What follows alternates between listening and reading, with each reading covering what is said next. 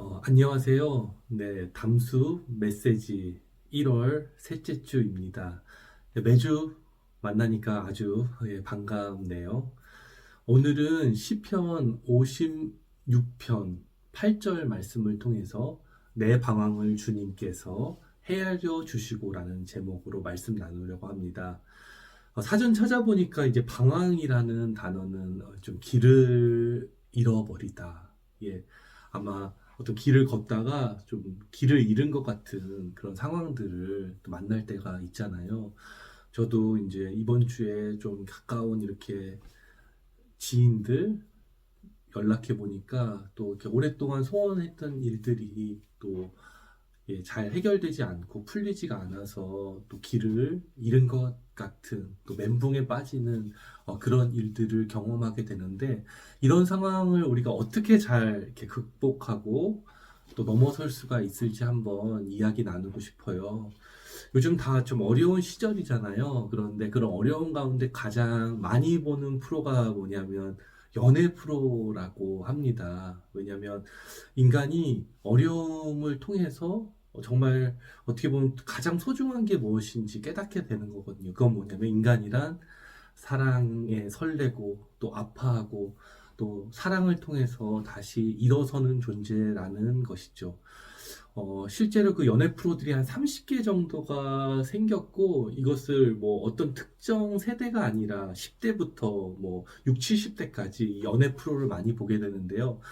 저는 가장 재밌게 보는 좀 프로가 있는데, 그게 나는 솔로라는 프로입니다. 이제 솔로들이 나와서, 아주 바쁘게 살아왔죠. 또 힘들게 살아왔죠. 하지만 그 며칠간의 시간은 사랑에만 이렇게 집중하는 그런 환경을 만들어줘서 그들이 사랑 안에서 설레고 아파하고 또 사랑을 선택하고 이런 과정들을 그려내는 건데요. 저는 거기서 좀 제일 재미있었던 게 그 남성 출연자들의 이름입니다. 영호, 기억에 남는 게 영호가 있고, 영식 있고, 영철이 있는데, 그 PD의 말에 의하면 이 프로를 기억하기 위해서 어떤 구성틀을 만든다고 해요. 그 가운데 좀 친숙한 이 가명을 통해서 그 출연자들을 소개해 주거든요. 근데 각각마다 캐릭터가 있습니다. 영호는요, 호호호 이렇게 조금 친근하고 또 귀여운 남성상의 이미지,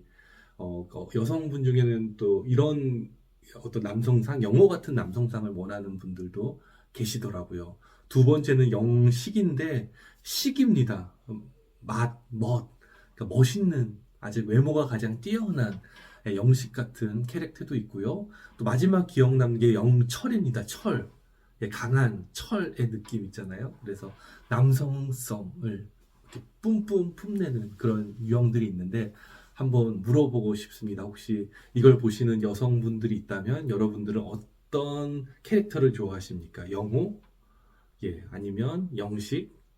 영철? 뭐 남성들도요, 보면은 영자, 옥순, 뭐 이런 캐릭터들이 있거든요. 한번 그런 걸 보면서 나는 어떤 사람을 좋아하지? 이런 것들 한번 생각해 보신다면은 또 재밌는 시간이 될 거라고 생각하고요. 근데 더 중요한 것은요, 이 시대 자체가 어떤 시대냐면 사랑하기, 돈이 없어서 또 시간이 없어서 여유가 없어서 사랑하기 어려운 시대에 이런 프로를 통해서 대리 만족을 얻는 시대라고 하는데요. 여러분들, 이 사랑이라는 것을 통해서 우리는 사랑하는 사람을 어느 순간 만나게 돼요. 또 그와 시선이 마주치게 돼요. 그럼 한 인간이 새롭게 태어나고 자기를 새롭게 일깨우는 또 그 사랑 때문에 또 깨지고 또 파괴되는 게 인간이기도 하거든요. 그래서 저는 오늘 본문을 좀 새롭게 보려고 합니다. 저는 이게 좀 이 담숲 채플의 어떤 좀 재미라고 할까요? 또 의미라고 할까요? 그런 차원이 있다고 생각하는데 다윗의 광야 여정 있지 않습니까? 제가 그 읽으면서 가장 와닿았던 게 광야인데 광야 산성의 여정입니다. 광야도 힘든데 또 그 광야가 산이에요. 막 험산준정이에요. 그래서 그 산을 끊임없이 올랐다 내렸다 해야 했던 다윗의 삶. 그 광야를 어떻게 극복했냐? 뭐 기도를 통해서 시편을 통해서 극복했다 하면은 우리가 다 아는 얘기인데 저는 예, 마치 나는 솔로처럼 사랑을 통해서 극복했다는 이야기를 한번 해보고 싶습니다. 제가 어떻게 이거를 여러분들 설득할지 예, 한번 기대해 보시죠. 말씀드렸어요. 다윗의 험산 준령, 광야 산성과 같은 그 인생길의 여정들. 원래 다윗은 그런 사람은 아니었거든요. 다윗은 막내였어요. 위에 형들이 꽤 많이 있었잖아요. 이 막내의 특성들이 뭐라고 하냐면요. 막내들 항상 너는 어린애야. 너는 어른들의 일을 끼지 마. 라고 하잖아요. 그래서 그 마음 안에 어떤 욕구가 있냐면요. 한번 내가 이제 더 이상 어린애라는 얘기를 듣지 않겠어. 한번 뛰어난 사람이 돼보겠어. 하고서요. 어떻게 보면 다윗은 그렇게 양치기로서 준비했던 것으로 보여집니다. 그래서 막상 전쟁이 일어나고 골리앗과 맞서는 상황에서요. 형들도 뛰어넘고 사울도 뛰어넘어서 그 용맹함을 보이면서 물맷돌로 다윗을 물리치고 이제는 사울의 아주 측근으로 또 장군으로 또 많은 백성들에게 예, 어떻게 보면 촉망받는, 존경받는 인물로 뛰어넘게 되거든요. 하지만 인생이 그러면 재미없겠죠. 한순간에 추락을 하게 됩니다. 도망자가 되고, 그리고 광야산성을 겪게 되는데, 이 시간을 저는 조금 두 한자성어로 표현하고 싶습니다. 첫 번째 단어는 뭐냐면 토사구팽입니다. 토사구팽. 예, 팽 당했다는 거죠. 네, 그죠?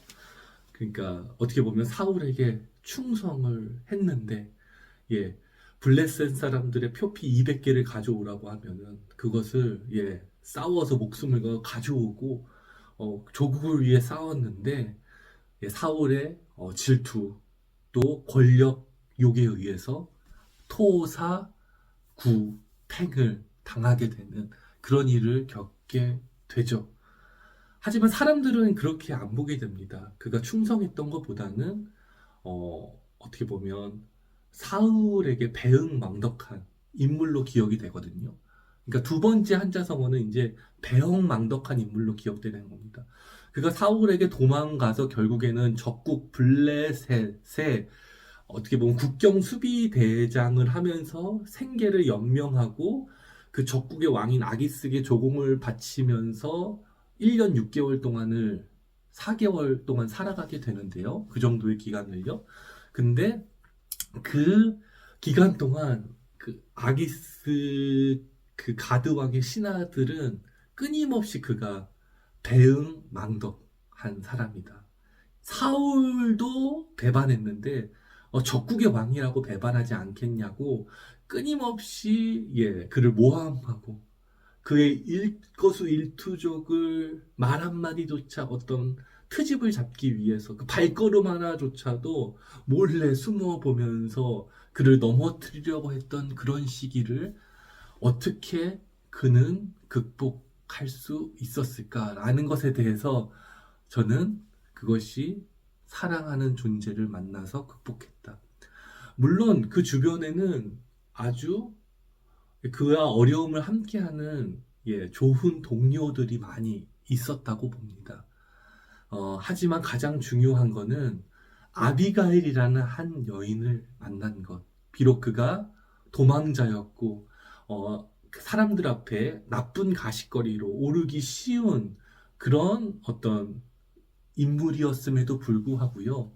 아비가일은 다윗을 보자마자 하트 뿅뿅, 존경 뿅뿅 하면서 특별히 제가 한 구절을 좀 나누고 싶은데 사무엘상 25장입니다. 28절 말씀인데 이 아비가일인 여인이 다윗을 보자마자 예, 그에게 했던 말 이 종의 허물을 용서해 주시기 바랍니다. 사무엘상 25장 28절이에요. 장군께서는 언제나 주님의 전쟁만을 하셨으니 주님께서 틀림없이 장군님께 집안을 영구히 세워주시고 장군께서 사시는 동안 평생도록 아무런 재난도 일어나지 않도록 도와주실 것입니다. 저는 이 문맥에서 예, 그 아비가일이 다윗을 얼마나 존경하고 사랑하는지, 그리고 이 여인을 만남을 통해서 저는 다윗이 그 이후에 겪게 되는 그 도망자 신세와, 예, 또 사울의 추격, 또 적국에 가서 그가 겨우 생명을 연장해야 됐던 그런 어려운 시간들도 극복할 수 있지 않았을까. 그래서요, 그런 것들이 저는요, 오늘 우리가 함께 읽는 시편 56편에도 나타난다고 봅니다. 그 여인의 헤아림을 통해서 다윗은 저는 고백했다고 봅니다. 그의 기도가 달라진 거죠. 예. 시편 56편 8절입니다. 나의 방황을 주님께서 헤아려 주시고. 예. 정말 그래요, 여러분들. 아무리 내가 길을 잃고 방황하더라도 내가 나를 이해해주고 인정해주는 동료, 사랑하는 사람들.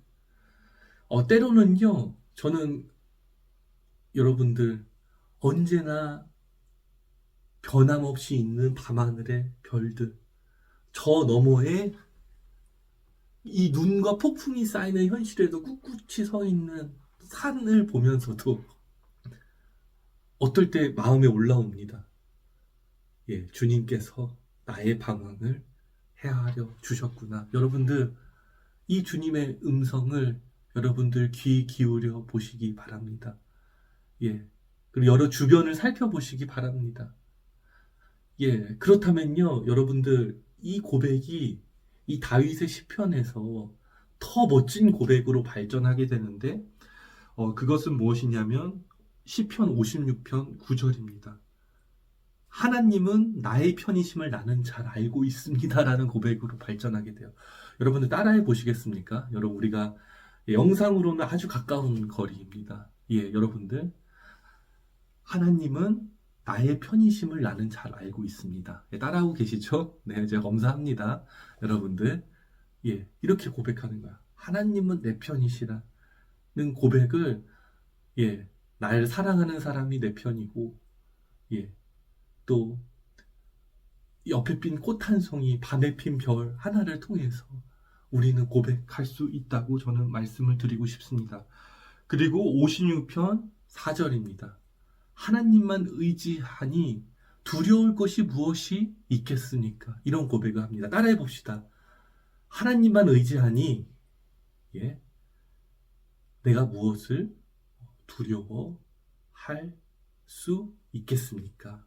라는 이 고백이 여러분들 삶에 깃들고 여러분 깊은 곳에서 성령의 도우심 안에서 또 그리스도의 사랑 안에서 여러분들이 곤고한 일상이라도 내 인생은 방황이라도 고백하면서, 예, 방황의 종말이 얼마 안 남은 것을 믿고 믿음의 걸음을 내딛는 여러분 되시기를 부탁을 드립니다. 여러분들께 묻고 싶습니다. 예, 여러분들은 여러분의 인생이 방황 같습니까? 혹시 길 잃은 것 같다고 느껴지시는 않습니까? 또 최근에 어떤 사건으로 멘붕에 빠진 것 같은 현실 가운데 있지는 않습니까? 오늘 말씀에 한번 귀 기울여 보시지 않겠습니까?